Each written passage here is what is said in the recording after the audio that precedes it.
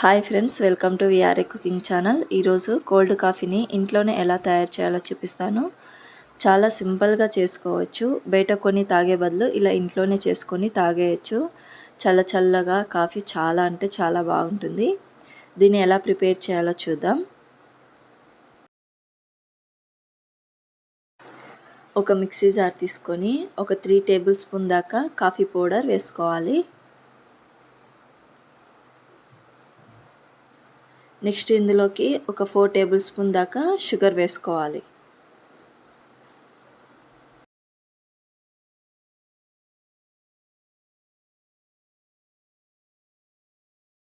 చక్కెర, coffee powder 2 వేసుకున్న తర్వాత కొంచెం వాటర్ యాడ్ చేసుకొని మూత పెట్టుకొని మిక్సీకి వేసుకోవాలి. ఇలా మిక్సీ పట్టుకొని ఆఫ్ చేసుకోవాలి. మళ్ళీ ఒకసారి మూత పెట్టుకొని ఇంకొకసారి మిక్సీ పట్టుకోవాలి.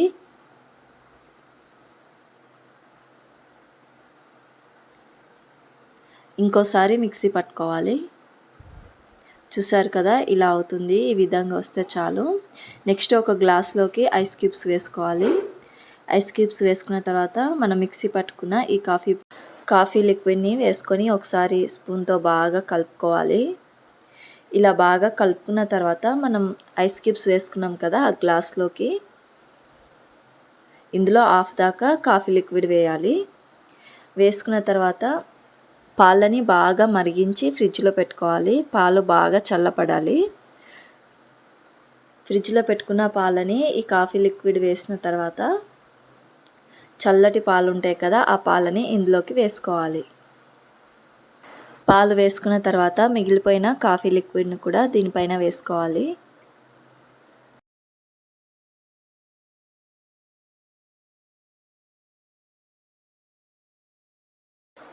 ఇలా వేసుకున్న తర్వాత ఒకసారి కలుపుకొని కోల్డ్ కాఫీని సర్వ్ చేసుకుంటే చాలా అంటే చాలా టేస్టీగా ఉంటుంది.